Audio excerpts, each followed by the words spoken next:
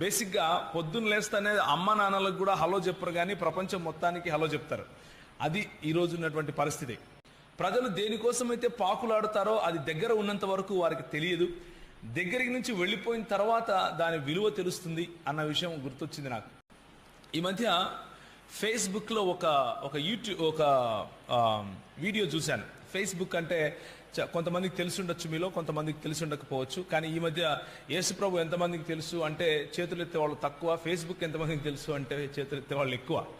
So నా ఉద్దేశంలో మీ అందరికి తెలిసి ఉంది అనుకుంటున్నాను, పెద్దవాళ్ళని విడిచిపెడితే. సో ఫేస్బుక్ అంటే ఒక కంప్యూటర్లో ఒకటి వస్తుంది, అందరూ ఏమేం చేస్తున్నారు ఏం కథ అని చెప్తూ ఉంటారు. బేసిక్గా పొద్దున్న లేస్తేనే అమ్మ నాన్నలకు కూడా హలో చెప్పరు, కానీ ప్రపంచం మొత్తానికి హలో చెప్తారు. అది ఈరోజు ఉన్నటువంటి పరిస్థితి. సో ఈ ఫేస్బుక్లో ఏం జరిగింది అంటే, ఒకరోజు నేను పరిచర్య చేయటం కోసము, నా సొంత ఫేస్బుక్ అకౌంట్ లేదు నాకు, అంటే ఉంది కానీ దాన్ని నేను వాడను, ఎన్నో సంవత్సరాలు అయిపోయింది నేను లాగిన్ అయ్యి కూడా. కానీ పరిచర్య చేయటం కోసం ఒక ఫేస్బుక్ అకౌంట్ ఉంది నాకు.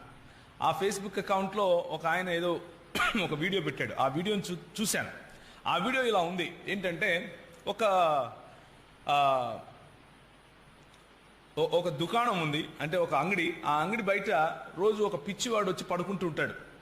రోజు ఒక పిచ్చివాడు వచ్చి, బాగా జడలు పెరిగిపోయిన వాడు పిచ్చివాడు వచ్చి పడుకుంటూ ఉంటే, ఒకవేళ మీరు చూస్తుంటే బోర్ కొడుతుంది మీకు, డోంట్ వరీ, చూడండి, వాళ్ళ కోసం చెప్తున్నాను. ఓకే, వచ్చి పడుకుంటూ ఉంటాడు. ఈ యజమానికి కోపం వస్తూ ఉంటుంది. ఎందుకు వీడు వచ్చి నా దగ్గర నా అంగడి బయట, నా షాప్ బయట పడుకుంటున్నాడు అని చెప్పి 1-2 సార్లు తోలేస్తాడు, తరిమేస్తాడు. మరుసటి రోజు వచ్చి ఒక కట్టె తీసుకుని కొడతాడు, వెళ్ళిపో అని కొడితే కూడా ఆ పిచ్చివాడు మాత్రం రోజు వచ్చి అక్కడే పడుకుంటూ ఉంటాడు.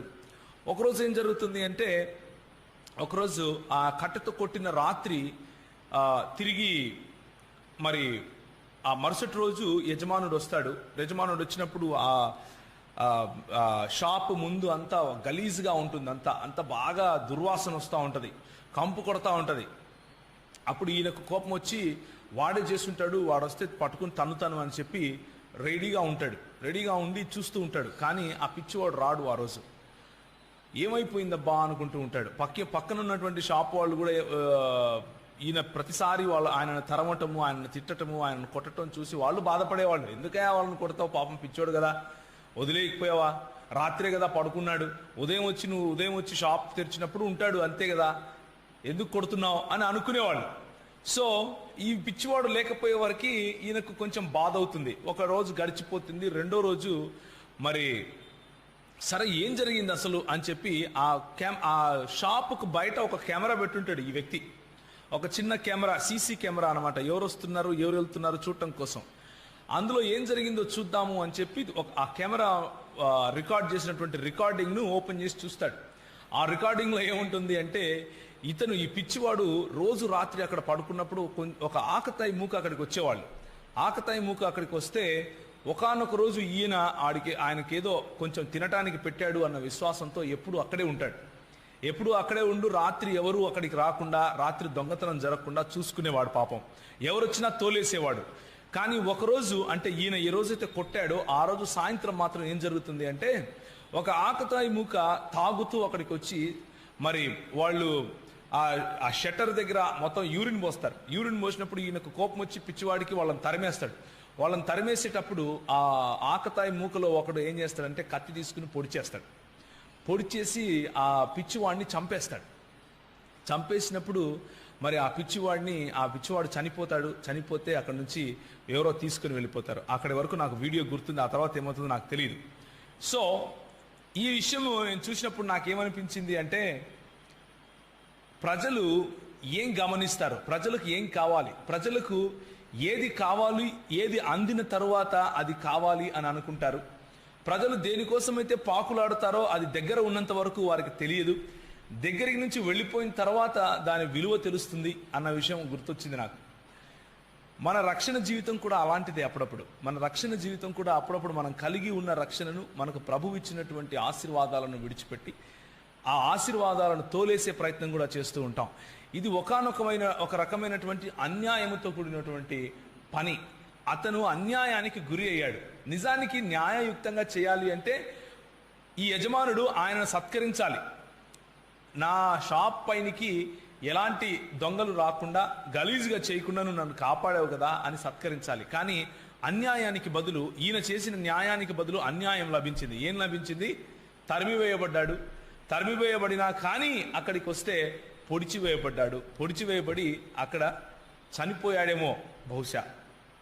అది లోకంలో ఉన్నటువంటి న్యాయం, లోకంలో ఉన్నటువంటి పరిస్థితి ఇలాగే ఉంటుంది.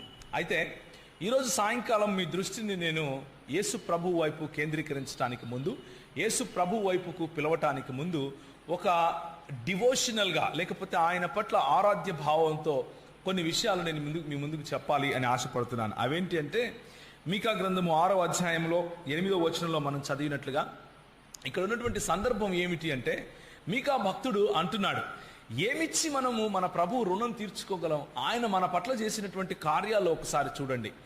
ఆయన మన కోసము ఎంతగానో శ్రమించి ఆయన మనల్ని తన రెక్కల పైన కాచుకుంటూ మనల్ని రక్షించిన ఉదంతం మర్చిపోయారా? మనల్ని రక్షించినటువంటి రక్షణ కార్యాన్ని మర్చిపోయారా అని గుర్తు చేస్తూ, ఇలాంటి గొప్ప దేవునికి మనం ఏమిచ్చి మన రుణం తీర్చుకోగలం అని అడుగుతున్నాడు. ఒకసారి ఇది ఎక్సడస్ అంటే నిర్గమాకాండము చూస్తారా, 19వ అధ్యాయం. నిర్గమాకాండము 19వ అధ్యాయం గనక చూస్తే చక్కటి మాట మనకు కనిపిస్తుంది. 4వ వచనం, నేను ఐగుప్తీయులకు ఏమి చేసితినో మిమ్మును గద్ద రెక్కల మీద మోసి నా యొద్దకు మిమ్మును ఎట్లు చేర్చుకుంటునో మీరు చూచితిరి. కాగా మీరు నా మాట శ్రద్ధగా విని నా నిబంధనను అనుసరించి నడిచిన ఎడల మీరు సమస్త దేశములలో నాకు స్వకీయ సంపాద్యమగుదురు. సమస్త భూమి నాదే గదా. మీరు నాకు యాజక రూపమైన రాజ్యముగాను పరిశుద్ధమైన జనముగాను ఉందురు అని చెప్పుము అంటూ మోషేతో దేవుడు చెబుతున్నాడు. నా ప్రజలతో ఈ మాట చెప్పయా మోషే, మీరు ఎవరో తెలుసా? నా స్వకీయ సంపాద్యము. నేను మిమ్మల్ని గ్రద్ద రెక్కల మీద మోసినట్లుగా మోసుకొని తీసుకొని వచ్చానయ్యా. మీరంటే నాకు ఎంతో ప్రేమ. నా అరిచేతుల్లో నీ ముఖం నేను చెక్కుకున్నాను అంటూ చెప్పే మాటలు ఇవి. ఆయన ప్రేమను చూపిస్తూ చెప్పే మాటలు ఇవి. అలా చెప్తున్నటువంటి మాటలు ఈ మీకా గ్రంథం దగ్గరికి వచ్చే వరకు, దేవుడు ఇంతగా మనల్ని ప్రేమించి మనల్ని విడిపిస్తే మనము ఆయన పట్ల చేసినటువంటి పని ఏంటి, మనము ఆయనను ఏ విధంగా ప్రేమించాము, మనము ఆయనకు ఏ విధమైన నమ్మకత్వాన్ని చూపించాము అన్న ప్రశ్న వేస్తూ, ఏమిస్తే ఈ రక్షకుని యొక్క రుణం తీరుస్తావు నువ్వు? ఏడాది సరిపోయే దూడలు ఇస్తావా? లేకపోతే వేలాది నదులు తీసుకుని వచ్చి ఆయనకిస్తే సరిపోతుందా అని ప్రశ్న వేస్తూ, ఆయన 3 విషయాలు చేస్తే ఆయన సంతోషపడతాడు అంటున్నాడు. 3 విషయాల కారణంగా ఆయన బహుగా సంతోషిస్తాడు మన పట్ల అని చెబుతున్నాడు. అదేంటి అంటే, మనుష్యుడా, ఏది ఉత్తమమో అది నీకు తెలిసే ఉన్నది కదా. ఏంటది? న్యాయముగా నడుచుకొనుటయు, కనికరమును ప్రేమించుటయు, దీన మనస్సు కలిగి నీ దేవుని ఎదుట ప్రవర్తించుటయు. ఈ 3 విషయాలు మాత్రమే నేను ఈరోజు సాయంకాలం మీతో పంచుకుంటాను.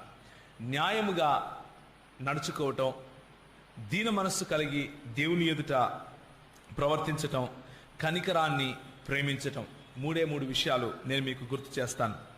అయితే ఇశ్రాయేలీయులను విడిపించిన దేవుడు, తన నీతిగల దక్షిణ హస్తము చేత ఇశ్రాయేలీయులను విడిపించిన దేవుడు ఇశ్రాయేలును ప్రేమించాడు.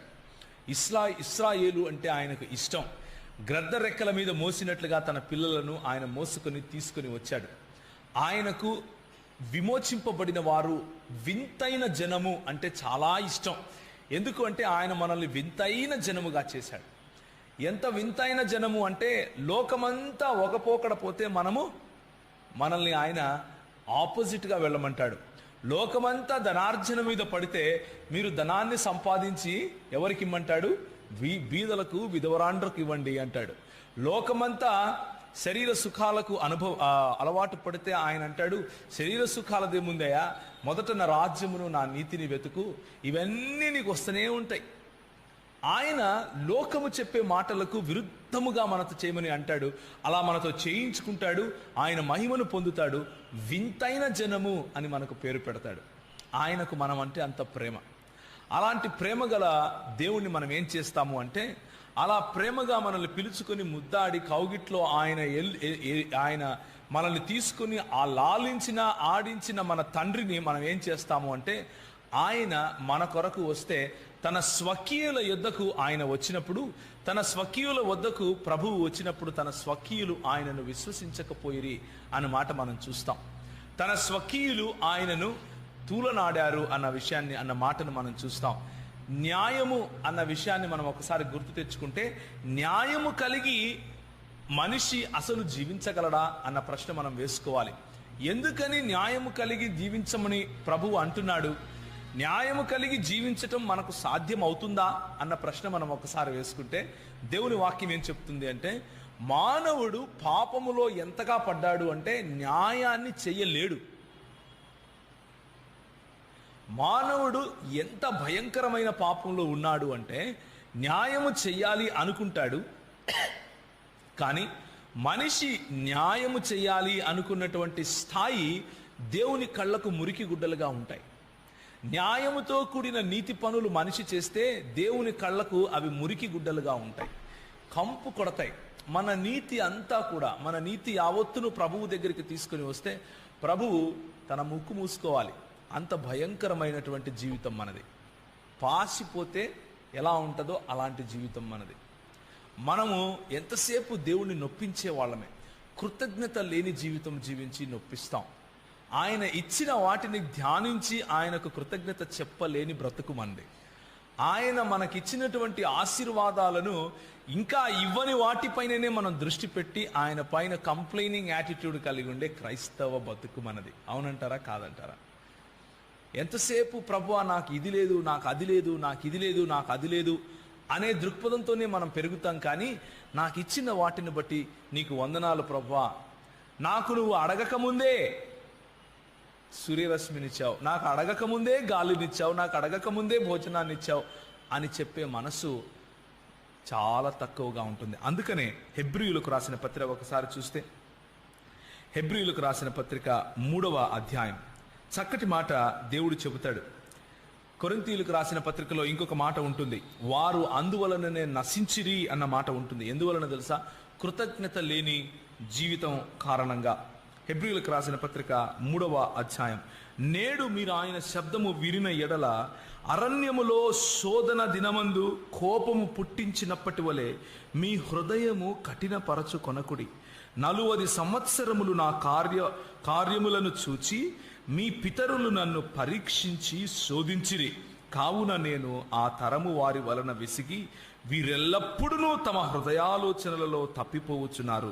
నా మార్గములను తెలుసుకొనలేదు గనుక నేను కోపముతో ప్రమాణము చేసినట్లు వారు నా విశ్రాంతిలో ప్రవేశింపరని చెప్పి తిని అన్న మాట ప్రభువు చెప్తున్నాడు.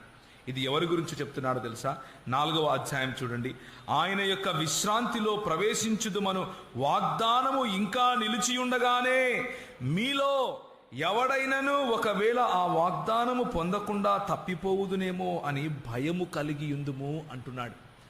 మనము యేసు ప్రభువు మనకు ఉచితముగా ఇచ్చినటువంటి రక్షణను పొందాం. మనం కష్టపడి సంపాదించుకున్నది కాదు ఇది. మనము గుంతలదోవో బావులదోవో కొండలు పిండి చేస్తూ సంపాదించుకున్న రక్షణ ఇది కాదు. మనము నీతి పనులు చేయటం కారణంగా, నీతి కలిగినటువంటి కార్యాలు చేయడం కారణంగా ప్రభు మనల్ని రక్షించలేదు. నా ముక్కు బాగుంది, ఇది కళ్ళు బాగున్నాయి, ఇది కాళ్ళు బాగున్నాయి అని ప్రభు మనల్ని రక్షించలేదు. మనకంటే అందమైన వాళ్ళు, మనకంటే చదువుకున్న వాళ్ళు, మనకంటే గుణమున్న వాళ్ళు, మనకంటే అన్నిటిలోనూ స్థాయిలో పైనున్న వాళ్ళని ఎంతోమంది ప్రభువు అంతకు రాలేకపోయారు. కానీ ప్రభువు నిన్ను ఆకర్షించాడు, ప్రభువు నిన్ను పట్టుకున్నాడు, ప్రభువు నిన్ను పైకెత్తుకున్నాడు, ప్రభువు తన రక్షణ భాగ్యాన్ని ఉచితంగా నీకు ఇచ్చాడు. కానీ ప్రభు అంటున్నాడు, అయినా కానీ మీలో ఎవడైనను ఒకవేళ ఆ వాగ్దానమును పొందకుండా తప్పిపోవునేమో అని జాగ్రత్త పడండి అని అంటున్నాడు. మీరు ఒకసారి గనక ఇశ్రాయేలుకు ఐగుప్తు దేశానికి మధ్య ఉన్నటువంటి ఆ డిస్టెన్స్, ఆ దూరాన్ని చూస్తే దాదాపు 11 నుంచి 14 రోజుల్లో వెళ్ళిపోవచ్చు. మహా అయితే 40 రోజులు వేసుకోండి. కానీ ప్రభువు వాళ్ళ మనస్సును చూసి, వాళ్ళ మనస్సును ఎరిగి 40 సంవత్సరాలు అరణ్యంలో తిప్పాడు వాళ్ళని. ఈ అరణ్య అనుభవము అన్నది ప్రతి ఒక్కరికి అవసరం. అరణ్యం గుండా తిప్పుతూ నేను నిన్ను నా బిడ్డ అన్నాను, నేను నిన్ను పక్షిరాజు తన రెక్కల పైన మోసినట్లుగా మోశాను, కానీ నువ్వు నాకు ఏం చేస్తావు, నువ్వు నాతో ఏం చేస్తావు అన్నట్లుగా ఆయన న్యాయమును మనం ప్రశ్నించటానికి ముందు మనము ఎంత న్యాయంగా ఆయనతో మాట్లాడతామో చూద్దాము అని చెప్పి 40 సంవత్సరాలు ఆయన ఇశ్రాయేలు ప్రజలను తిప్పాడు. He took them on a ride for 40 years. 40 సంవత్సరాలు ఆయన అన్నాడు, వీళ్ళు ఎంత దరిద్రులు అంటే వీళ్ళ చెప్పుల వారు తెగిపోలా. 40 సంవత్సరాలు ఆరిన నేల మీద వీళ్ళను నేను నడిపించాను, పైనుంచి వచ్చే నదిని ఆపాను. ఏ నదిని? యోర్దాను నదిని. పెద్ద పెద్ద కోటలు ఉంటే అరుస్తే పడిపోయాయి పేకమేడల్లాగా. నేను చేసిన పనులు వీళ్ళకి తెలియదా? నేను చేసినటువంటి అద్భుతాలు వీళ్ళకి తెలియదా? నా యొక్క సన్నిధి వీరు అనుభవించారు, నన్ను వీళ్ళు రుచి చూశారు. హెబ్రీయులకు రాసిన పత్రిక 6వ అధ్యాయానికి వెళ్తే ఇదే మాట ఉంటుంది. పరిశుద్ధాత్మను రుచి చూశారు, వారు మేఘములో బాప్తిసం పొందారు అని కూడా ఉంటుంది. They were baptized in the holy spirit. అయినా కానీ ఏం చేశారు తెలుసా? న్యాయము లేకుండా దేవుడు చేసినవన్నీ మర్చిపోయి దేనికి సనిగారో తెలుసా? ఐగుప్తులో గోరీలు లేవని మమ్మల్ని తీసుకొచ్చావా ఇక్కడికి? ఐగుప్తులో సమాధులు లేవా అని మోషేతో ప్రశ్నించారు. చేపలేవి? పొద్దున్నే వాళ్ళు విత్తన అవసరం లేదు, కోయన అవసరం లేదు, కూర్చొని అవసరం లేదు, వండన అవసరం లేదు, తినాలి అంతే. తినాలి, పైనుంచి మన్నా పడితే తినాలి. వాళ్ళు నోరు తెరుచుకొని పడుకుంటే డైరెక్ట్గా నోట్లో కూడా పడుతుందేమో. కానీ అల్లం లేదు, వెల్లుల్లి లేదు. ఏమన్నారు? ఏం తిండయా ఇది? దేవా, ఏం తిండి ఇస్తున్నావు నువ్వు మాకు? దేవదూతల భోజనము నీకు ఇస్తే మనం ఏమంటాం? అల్లం లేదు, వెల్లుల్లి లేదు, ఏం బతుకిది బతుకు? ఉన్న దానిని విస్మరించి లేని దాని గురించి పాకులాడే బతుకు. ఉన్న ఆశీర్వాదాన్ని విడిచిపెట్టి కలుగని వాటిని గురించిన ఆవేదన, కలుగని వాటిని గురించిన చింత పెట్టుకొని తిరిగే బతుకు. This is an ordinary Christian life. ఇలాంటి సాధారణమైనటువంటి క్రైస్తవ జీవితాలు ఎన్నో కనిపిస్తాయి. రోజు రోజుకు ప్రభువును సిలువ వేసే క్రైస్తవ జీవితాలు. కానీ లెంట్ డేస్లో మాత్రం చికెన్ తినకూడదు అంటారు. ఆ 40 దినాలు మాత్రం ప్రభువుకు సన్నిహితంగా ఉంటాము అనుకుంటారు. ప్రభు అంటాడు, I don't even know you. నువ్వెవరో కూడా నాకు తెలియదు. ఎందుకో తెలుసా? ఎందుకు అంటే ఆనాడు నీ తల్లిదండ్రులు ఏ విధంగా, నీ పితరులు నన్ను ఏ విధంగా శోధించారో ఆ విధంగానే నీ మనసు కూడా నీ దగ్గర లేని వాటిపైన ఉంది. Complaining complaining complaining. ఎప్పుడు చూడు నువ్వు ఏం చేస్తావు? కంప్లైంట్స్ చేస్తావు. ఇది ఇట్లుంది, అదట్లుంది, అది ఇట్లుంది, ఇది ఇట్లుంది, ఇదట్లుంది, అది ఇట్లుంది, ఇదే కంప్లైంట్. కానీ ప్రభు ఇచ్చిన మంచి విషయాలను గమనించవు. అసలు ఆయన న్యాయము గనక ఆయన కృపను పక్కన పెట్టి ఆయన న్యాయాన్ని ఒక్క 5 నిమిషాలు చూపిస్తే మనలో ఎంతమంది బ్రతికి ఉండటానికి అర్హత ఉన్నవాళ్ళు ఉన్నారు ఇక్కడ? నేను బ్రతికి ఉండడానికి అర్హత ఉందా నాకు? ఆయన కృపను ప్రక్కన పెట్టి ఒక్క నిమిషము ఆయన న్యాయం చూపిస్తే ఆ న్యాయపు అగ్ని ముందు నేను బ్రతకగలనా? అందుకు ప్రభు అంటాడు, మనుష్యుడా, నువ్వేం చేయాలో నేను నీకు చెప్పాను కదా. ఏం చేయమన్నాను? న్యాయము కలిగి జీవించు. ఆ న్యాయం కూడా నీకు చేత కాదు. ఒకసారి ప్రభు దగ్గరికి వచ్చి మనం న్యాయం కావాలి ప్రభా అని మనం అడిగితే ఆయన అంటాడు, ఒకసారి ఏం జరుగుతుందంటే యేసు ప్రభు వారు ఒక వృత్తాంతం చెబుతారు. ఏం జరుగుతుంది అంటే ఆయన దగ్గరికి పని చేయటం కోసం కొంతమంది తీసుకుని వస్తాడు. ఈ దృష్టాంతంలో లేకపోతే ఈ కథ అనుకోండి, కొంతమందిని తీసుకొని వస్తాడు. ఉదయం నుంచి సాయంత్రం వరకు కొంతమంది పని చేస్తున్నారు. ఆయన మధ్యాహ్నంగా వెళ్ళి ఇంకొంతమందిని తీసుకొచ్చారు. మధ్యాహ్నం నుంచి పనిచేసే వాళ్ళు పనిచేస్తున్నారు. ఆఖరిగా ఒక రెండు గంటల ముందు ఇంకొంతమందిని తీసుకొని వస్తాడు. వాళ్ళు పని చేస్తున్నారు. అంత పని అయిపోయింది. ప్రభు లేకపోతే ఆ యజమానుడు అందరికీ సమానంగా డబ్బులు ఇచ్చి పంపించేస్తున్నాడు. పంపించేస్తుంటే ఆఖరి వాడు సంతోషంగా ఉన్నాడు. ఆఖరి వాడికంటే ముందు వాడు కొంచెము అలా మూతి పెట్టుకున్నాడు. వాడికంటే ముందు వచ్చాడు చూసారా, వాడు కోపంగా ఉన్నాడు. వెళ్ళాడుగా, ఏమయ్యా ఎందుకు కోప్పడుతున్నావు అంటే, నేను ఉదయం నుంచి పని చేస్తున్నాను, వీడు మధ్యాహ్నం వచ్చాడు, ఆడు లాస్ట్లో వచ్చాడు, నాకు వాడికి ఇద్దరికి ముగ్గురికి ఒకటేనా? ఈయన అన్నాడు, నీకు ఎంత చెప్పాను నేను, అంత ఇచ్చానా లేదా? ఇచ్చావు, కానీ వాడికి ఎందుకు ఇచ్చావు అన్నది క్వశ్చన్. నాకు ఇచ్చావా లేదా కాదు, వాడికి ఎందుకు ఇచ్చావు, ఏం న్యాయం ఇది అని అడుగుతాం మనం, అవునా కాదా? ప్రభు అంటాడు, నా న్యాయం ఇలాగే ఉంటుంది. నేను గనక నిజంగా న్యాయం చూపిస్తే నీకు రాదు, వాడికి రాదు, వాడికి రాదు. నేను ఇచ్చేవాడిని. కానీ మన కంప్లైంట్ దేని మీద ఉంటుంది? నాకు ఇచ్చావా లేదా కాదు, వాడికి ఎందుకు ఇచ్చావు అన్నదే మన ప్రశ్న. మన ఫోకస్ అంతా వేరే వాళ్ళకి ఏమొచ్చింది అన్న దానిపైన ఉంటుంది. అందుకనే మన బతుకులు అలాగే ఉంటాయి. కనుకనే మనం ఎదగలేకపోతాం, కనుకనే పైకి ఎగరలేకపోతాం. నన్ను విడిచిపెట్టు, వాడికి ఎందుకు ఇచ్చావు అన్నది మన న్యాయం. మన న్యాయానికి ప్రభు యొక్క న్యాయానికి తేడా అది. ఒక్కసారి 1 యోహాను పత్రిక చూస్తారా? 1 యోహాను పత్రిక 2వ అధ్యాయము 2వ వచనం. కొన్నిసార్లు కొంతమంది ఇలాంటి మాటలు మాట్లాడుతూ ఉంటారు. 1 యోహాను పత్రిక 2వ అధ్యాయము 2వ వచనం గట్టి చదువుతారా? ఆయనే మన పాపములకు శాంతికరమై ఉన్నాడు, మన పాపములకు మాత్రమే కాదు సర్వలోకమునకును శాంతికరమై ఉన్నాడు. ఈ మాట కొన్నిసార్లు జీర్ణం అవ్వదు కొంతమందికి. సర్వలోకానికి ఎలా అవుతాడు ఈయన? నాకు అయితే పర్వాలేదు. మనం ఒక్కొక్కసారి ఏం చేస్తామంటే, యేసు ప్రభువును కాపీరైట్ చేసుకుంటాం. కాపీరైట్ చేసుకుని ఈయన మా దేవుడే అనుకుంటాం, మాకు మాత్రమే పరిమితం. We don't want to share him with anyone. మనం ఈయన గురించి ఈయనను పంచుకునే అవకాశమే లేదు. ఇంకా మనం కులంతోనో మతంతోనో లేకపోతే ప్రాంతంతోనో యేసు ప్రభువును ముడిపెట్టేసి సంస్కృతితోనో ముడిపెట్టేసి అక్కడే ఆయనను బంధించే ప్రయత్నం చేస్తాం. ఆయన అంటాడు, నేను కొంతమందికి కాదయ్యా, లోకంలో ప్రతి ఒక్కడికి శాంతికరమై ఉన్నాను. వాడు నన్ను గ్రహిస్తే, వాడు నన్ను స్వీకరిస్తే. కానీ మనం ఏం చెప్తామంటే, అలా కాదు, అలా ఒప్పుకోం. కొంతమంది కోసమే చనిపోయాడు ఆయన, అందరి కోసం కాదు. మీకు విషయం తెలుసా? ఇది నమ్మేవాళ్ళు ఉన్నారు. యేసు ప్రభు కొంతమంది కోసమే చనిపోయాడు అని నమ్మేవాళ్ళు ఉన్నారు. బైబిల్ వాక్యం చెబుతుంది, మన కోసము మాత్రమే కాదు, ఆయన మన పాపములకు మాత్రమే శాంతికరమే కాదు, సర్వలోకమునకు శాంతికరమై ఉన్నాడు.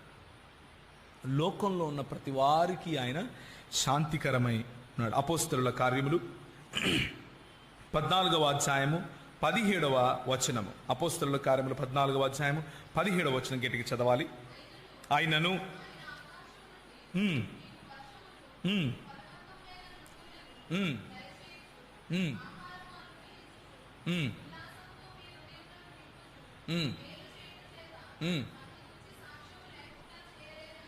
తన్ను గూర్చి సాక్ష్యం లేకుండా చేయలేదు. ఎందుకు? మేలు చేస్తున్నాడు కాబట్టి. మేలు, ఆయన మేలు దరిద్రుని పైన ఒకటే రకంగా ఉంటుంది, ధనికుని పైన ఒకే రకంగా ఉంటుంది. ఆయన న్యాయము ప్రతి ఒక్కరికి న్యాయము తీర్చువాడు. అయితే ఈ కృప కలిగినటువంటి న్యాయమును ఆసరాగా తీసుకుని, ఈ కృప కలిగినటువంటి న్యాయాన్ని ఆధారం చేసుకుని మన ఇష్టం వచ్చినట్లు మనము గంతులేస్తాము, మన ఇష్టం వచ్చినట్లు మన జీవితం జీవిస్తాము అని లైసెన్స్ తెచ్చుకునే వాళ్ళు కూడా ఉన్నారు. అంటే క్రైస్తవ జీవితము అంటే లైసెన్షియస్నెస్. నా ఇష్టం, నేను ఇప్పుడు రక్షణ పొందాను, నేను ఏమైనా చేయొచ్చు. ఎక్కడికి వెళ్ళిపోతాను? డైరెక్ట్గా పరలోకానికి వెళ్తాను చచ్చిపోతే అని నా జీవితంలో దుంపనాశనం వచ్చినట్లు నేను బతుకుతాను. ఏమన్నా చేసుకోవచ్చు. ఎందుకు? యేసుప్రభు చనిపోయాడు కదా నా కోసం. యేసుప్రభు అంతా నా పాపాలు తీసుకెళ్ళిపోయాడు కదా. ముందుగానే లెంట్ డేసు అంతా తీసుకెళ్ళి వేసాను కదా, ప్రతిరోజు చేస్తున్నాను 40 రోజులుగా. చనిపోయాడు ఆయన, అయిపోయింది. ఇంకేంటి? నేను డైరెక్ట్గా ఎక్కడికి వెళ్తాను? అలాంటి వాళ్ళ కోసమే హెబ్రీయులకు రాసిన పత్రిక 4వ అధ్యాయం చదివించాను. ఎవడైనా అలాంటి హృదయం కలిగి ఉన్నాడేమో జాగ్రత్త పడండి. దేవుని కృపను ఆధారం చేసుకుని దేవుని న్యాయాన్ని విస్మరించి మన ఇష్టం వచ్చినట్లు మనం బతికితే దేవుడు చూస్తూ ఊరుకున్నాడు. దేవుడు న్యాయము గల దేవుడు. ఆయన న్యాయముగా తీర్పు తీరుస్తాడు. మన తీర్పుకు ఆయన తీర్పుకు చాలా వ్యత్యాసం ఉంది. మనం అనుకుంటాం ఆయన మనవాడులే, ఆయన అనుకుంటాడు నేను లోకానికి సంబంధించిన వాడు, లోకం మొత్తం కొరకు నేను శాంతికరమై ఉన్నా. మనం అనుకుంటాం నన్నేం చేస్తాడు, తీసుకెళ్ళిపోతాడు. ఆయన అంటాడు జాగ్రత్త, జాగ్రత్త, బీ కేర్ఫుల్. రెండవ మాట, మనుష్యుడా ఏది ఉత్తమమో అది నీకు తెలియజేయబడి ఉన్నది, న్యాయముగా నడుచుకొనుటయు కనికరమును ప్రేమించుటయు. కొన్నిసార్లు న్యాయాన్ని గట్టిగా పట్టుకొని కనికరాన్ని విడిచిపెడతాం. అంటే మన దేవుడు న్యాయవంతుడైన దేవుడు కాబట్టి మనము అలాంటి న్యాయాన్ని మనమేమనుకుంటామంటే అదే న్యాయాన్ని మనం కూడా చూపిద్దాంలే అనుకుంటాం. కానీ కనికరము అనేది కూడా దేవునిలో ఒక భాగము అన్న విషయం మర్చిపోయి ఓవర్ యాక్షన్ చేస్తాం. తెలుగులో ఓవర్ యాక్షన్ అంటారు దీన్ని. యేసుప్రభు వారు మళ్ళీ ఇంకొక కథ చెప్పారు. అందులో ఏం చేశారంటే,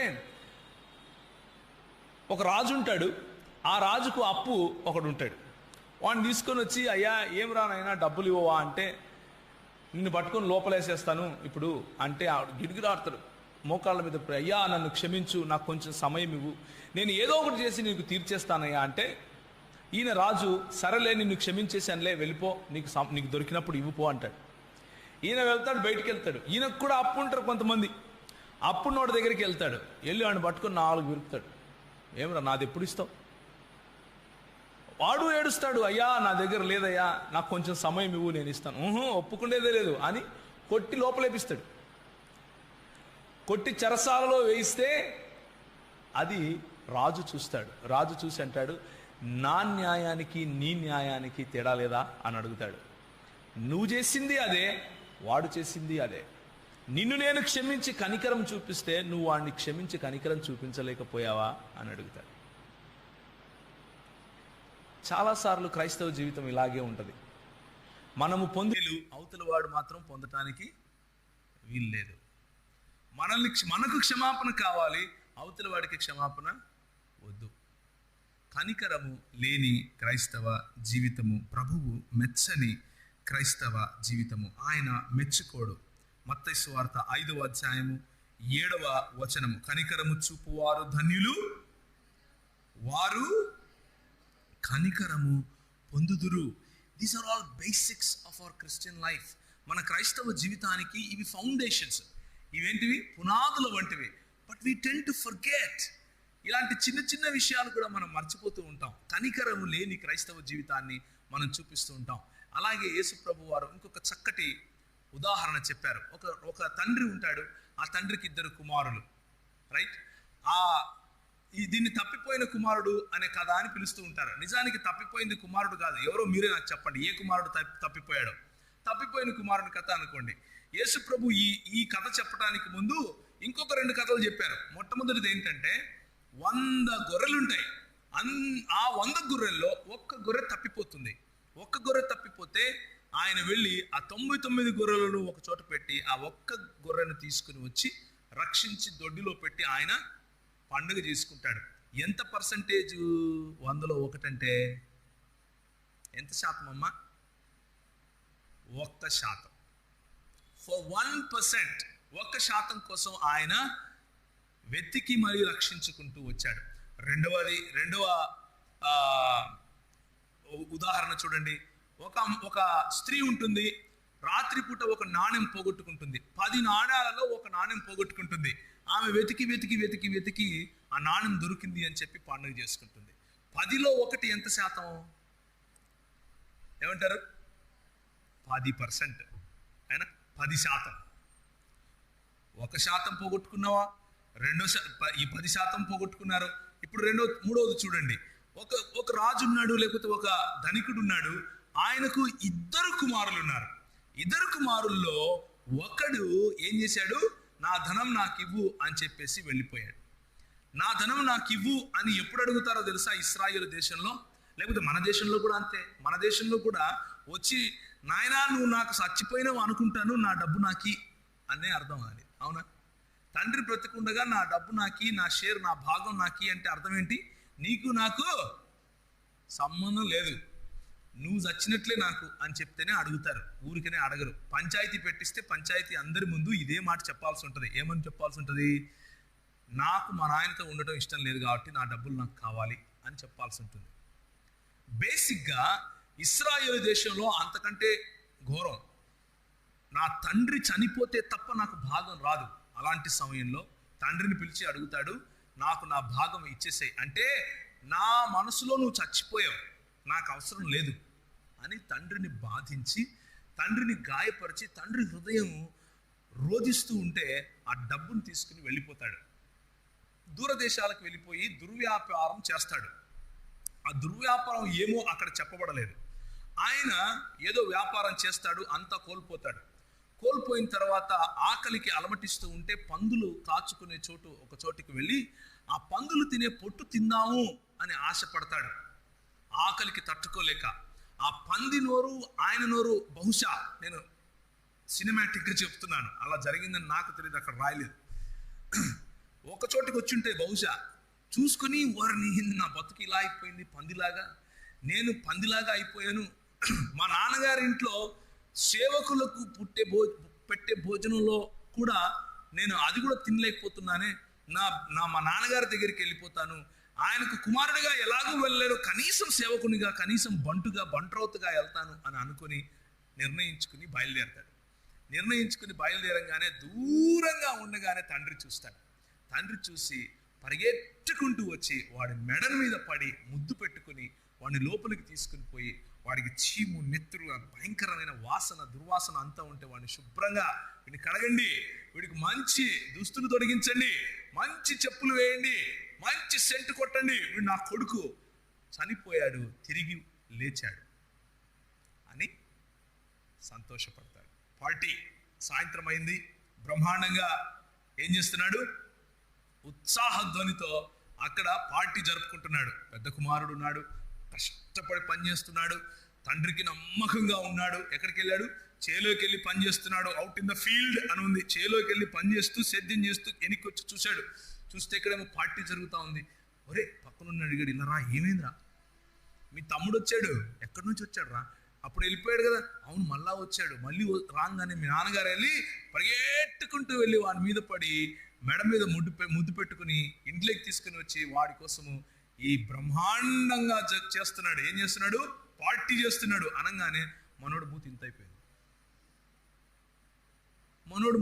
అవునా, నేను ఇన్నేళ్ళు నీ దగ్గర ఉన్నానే, ఒక్క మేకపిల్ల ఇచ్చావా? నేను ఇన్నేళ్ళు నీ దగ్గర ఉన్నాను, నువ్వు నాకు ఇచ్చినావా? ఇవా పక్కన పెట్టు, వాడికి ఎట్లా ఇస్తావు? వాడేం చేశాడు? నీ సొమ్ము తీసుకుపోయి వేశ్యల్లో దారపోసాడు. ఎవరు చెప్పాడు? నువ్వు చూసావా వేశ్యల్లో దారపోసాడని? దుర్వ్యాపారం చేసిన అని పైన ఉంటే ఈయన మాత్రం తీర్పు తీర్చేస్తాడు. వీడు వేశ్యల దగ్గరికి వెళ్ళాడు, అది చేశాడు, ఇది చేశాడు, అంత ఇమాజినేషన్ అనమాట. బిగ్ బ్రదర్స్ అంటారు ఇలాంటి వాళ్ళని. వీళ్ళని ఏమంటారు అంటే పెద్దన్నలు అంటారు. తండ్రి చనిపోయిన వాడు తిరిగి బ్రతికాడు అని సంతోషపడుతూ ఉంటే పెద్దన్న ఎట్లా బతుకుతాడు వీడు అని ఆలోచిస్తాడు. వీడు ఎట్లా బతుకుతాడు? వీడు బతకడానికి వీల్లేదు, పోయాడు కదా, పోవాలా, మళ్ళీ ఎందుకు వచ్చాడు అని ఆలోచిస్తారు. ప్రభు అంటాడు, ఇప్పుడు చెప్పండి, నిజంగా కోల్పోయింది ఎవరు? నిజంగా తప్పిపోయిన కుమారుడు ఎవరు? ఇక్కడ చూస్తారా? అది లూకా సువార్తలో ఉంటుంది. ఒక్క నిమిషం, మత్తయిలో కూడా ఉంటుంది. ఏది తీసుకుందాం? చదువమ్మా, ఆఖరి వచనం చదువు. కరెక్ట్.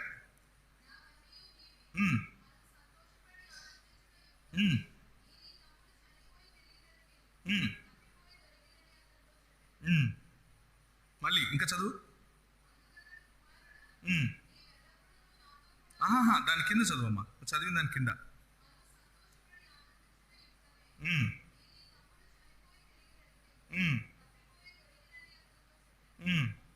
అంతేనా? లాస్ట్. ఇప్పుడు కుమారుడు ఎక్కడున్నాడు? ఇంట్లో ఉన్నాడా, బయట ఉన్నాడా? దానిపై 2 వచనాలు ముందు చదువు. దానికంటే పైన కోపపడి లోపలికి పోలేదు. ఎవరింట్లోకి పోలేదు? తండ్రి ఇంట్లోకి పోలేదు. తండ్రి ఇంటికి బయటే ఉన్నాడు. లోపలికి వెళ్ళనోళ్ళక. మళ్ళీ చదువు.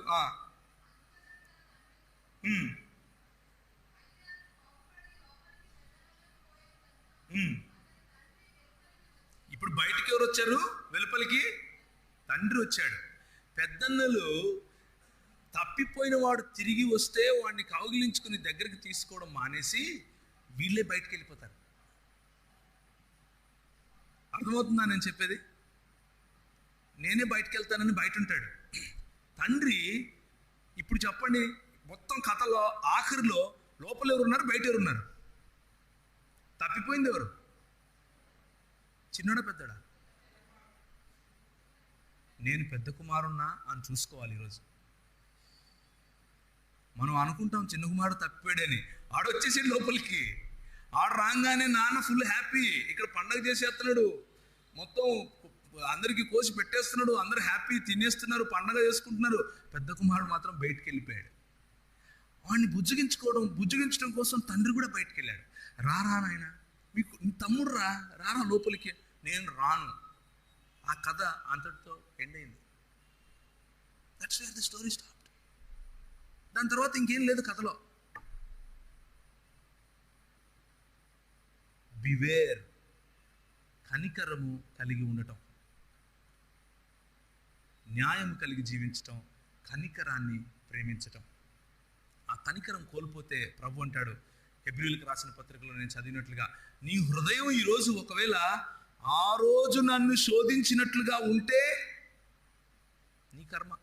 చూసుకో ఎక్కడున్నావు, నీ హృదయం ఎక్కడ ఉంది, నీ హృదయం ఎక్కడ ఉంది. జాగ్రత్త. వాగ్దాన ఫలమును పొందాము అని నువ్వు అనుకుంటున్నావా?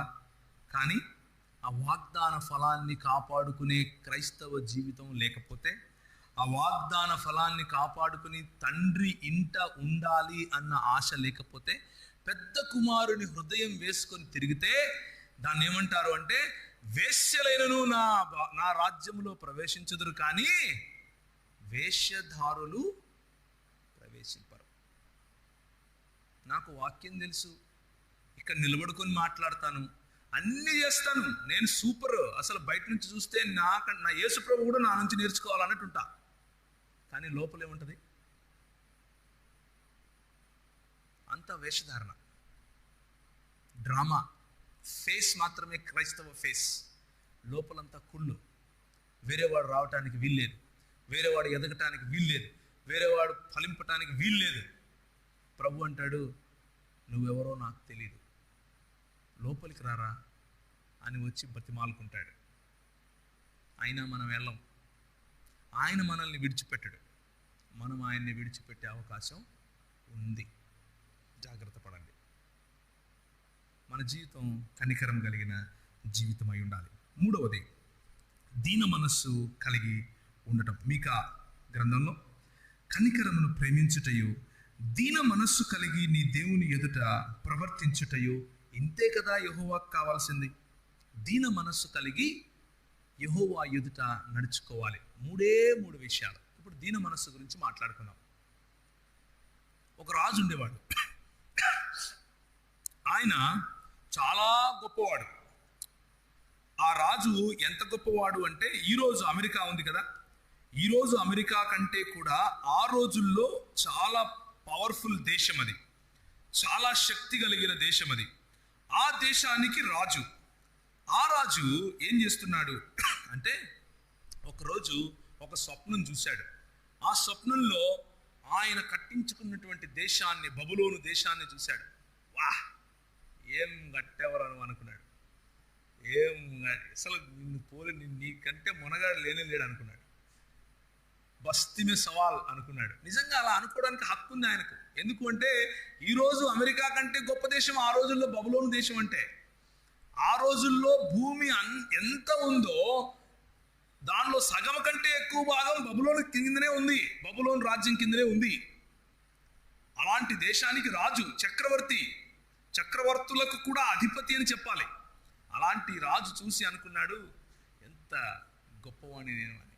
ప్రభు అన్నాడు, ఈరోజు నువ్వు గడ్డి కరుస్తావు అన్నాడు. చూడండి ఏం జరుగుతుందో. దానియేలు గ్రంథము 4వ అధ్యాయం 28 నుంచి చదవమ్మా. పైన చెప్పిందంతయు 4:28 దానియేలు.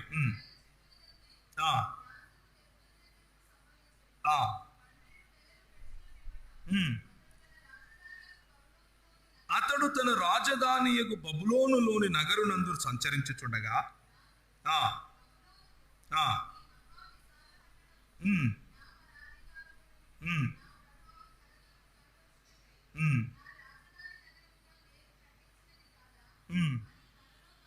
ఏమనుకున్నాడు? ఆయన కట్టుకున్నదే, అదేం తప్పేం కాదు. కానీ ఆయన దాన్ని చూసి గర్వపడుతున్నాడు. నాది ఇది అన్నాడు. నేను కట్టాను, నా ఘనత, నా గ్లోరీ అన్నాడు. ఓకే, రాజు నోట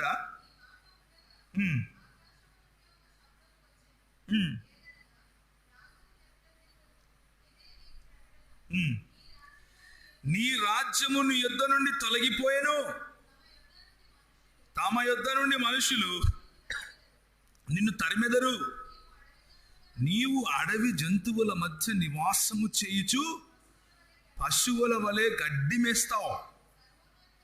సర్వోన్నతుడగు దేవుడు మానవుల రాజ్యము పైన అధికారి అయ్యుండి తానెవనికి దానిని అనుగ్రహింప నిశ్చయించునో వానికి అనుగ్రహించునని నీవు తెలుసుకొను వరకు 7 కాలాలు నీకు ఇలా జరుగునని చెప్పాను. నెక్స్ట్ వచనం చూడండి, భలే ఉంటది. ఆ గడియలోనే, అంటే అప్పుడే, ఆ మాటలు ఇంకా అయిపోలేదు, ఆ మాటలు ఇంకా పలుకుతున్నాడు ప్రభు. అయిపోయిన వెంటనే రాజముకు ఇప్పుడు ఒకసారి చూడండి, రాజు ఇలా ఉన్నాడు, కిరీటం ఉంది, మంచి నగలేసుకున్నాడు, చేతిలో కత్తి ఉంది. వెంటనే ఎలా అయిపోయాడు తెలుసా? గోర్లు పెరిగిపోయాయి, అంత జుట్టు పెరిగిపోయింది, గడ్డం పెరిగిపోయింది, కిరీటం వెళ్ళిపోయింది, తోకొచ్చింది ఒకటి, గాడిదలాగా 4 కాళ్ళ మీద నడుస్తూ గడ్డి మేస్తున్నాడు. Just think about it. ఎలా ఉంటుంది? తలకాయ మాత్రం నెబుకద్నెజర్లా ఉంటుంది. గడ్డి మేస్తూ నెబుకద్నెజర్ కనిపిస్తే ఎలా ఉంటుంది చూడండి. రైట్? నిజానికి ఆత్మీయంగా గర్వము కలిగే వాళ్ళు ఇలాగే ఉంటారు. ఆత్మీయ గర్వంలో జీవించేవాడు ఇలాగే ఉంటాడు. నేను కట్టాను ఇది అనుకుంటాడు. ఈ మధ్య ఆత్మీయ గర్వము అన్నది ఈయనకు బబులోను చూసి వచ్చింది. కానీ క్రైస్తవులకు ఎక్కడి నుంచి వస్తుంది తెలుసా? క్రైస్తవులకు నాకు తెలిసినట్లుగా వాక్యం ఇంకెవడికి తెలియదు అన్న గర్వం ఉంటుంది. నేను చేసినంత ప్రార్థన ఇంకొకడు చేయడు అన్న గర్వం ఉంటుంది. నాకున్నంత ఆత్మీయ ఫలాలు ఇంకొకటికి లేవు, నేను ఎంత దీనున్నో అన్న గర్వం ఉంటుంది తెలుసా?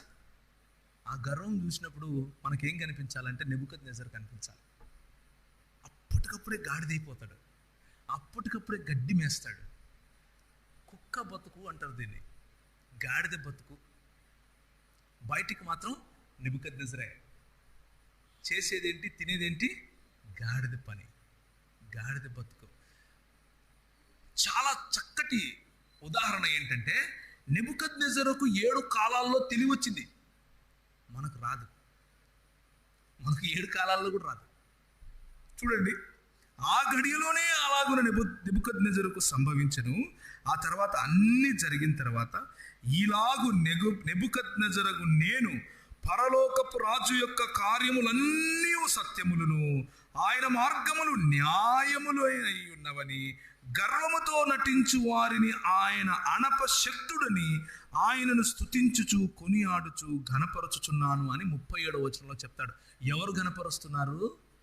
అన్యుడు ఘనపరుస్తున్నాడు. ఎవరు స్తుతించి కొనియాడుతున్నారు? అన్యుడు. మనం మాత్రం కళ్ళు తెరవం. ప్రభువు నేను నిన్ను నా రెక్కల మీద మోసానరా అంటే కాలితో కొడతాం. నాకేంటి, ఉచితంగా నేను రక్షించానయ్యా అంటే ముఖాన ఉమ్మేస్తాం. నాకేంటి, నేను నా అరిచేతుల్లో నీ ముఖం చెక్కుకున్నానయ్యా అంటే కొరడాలతో కొడతాం, ముళ్ళ కిరీటం పెడతాం.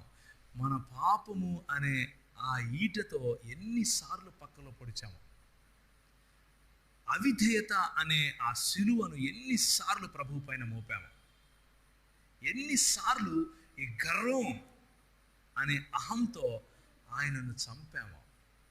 ఆయన అంటాడు, యు నో వన్ థింగ్, నీకు విషయం తెలుసా, నీ వాడివి కాదు, నేను నిన్ను కొనుక్కున్నానయ్యా, నా రక్తం ఇచ్చి కొనుక్కున్నాను. And we say I don't know you.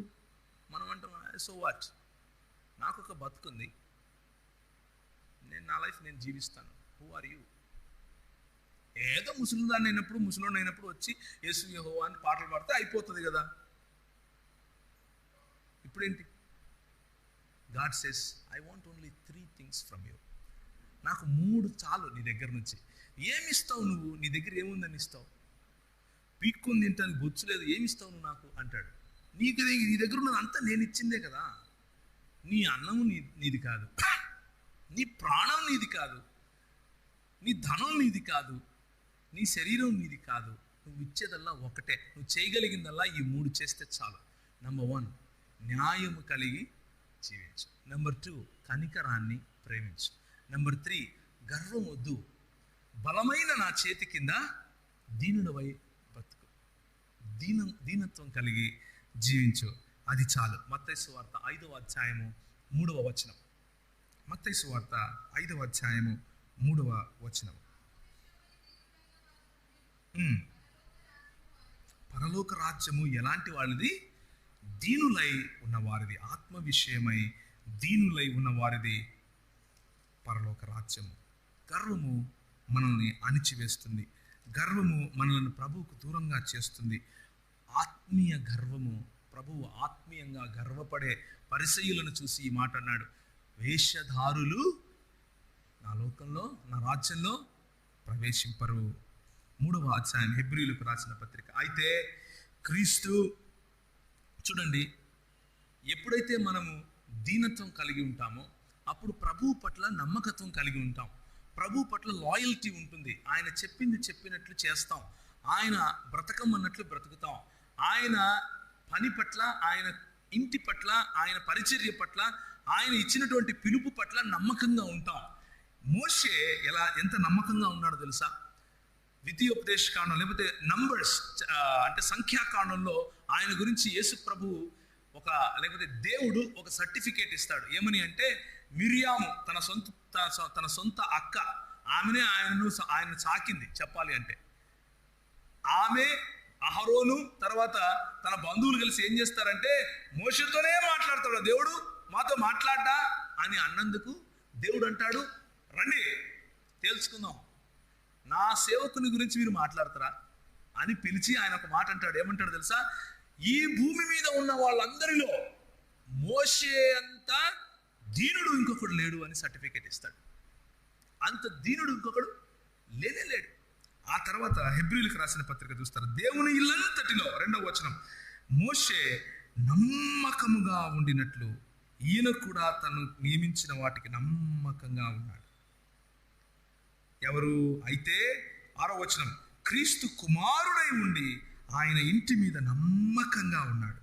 ధైర్యమును నిరీక్షణ వలన ఉత్సాహమును తుదముట్టుకు స్థిరముగా చేపట్టిన ఎడల మనమే ఆయన ఇల్లు.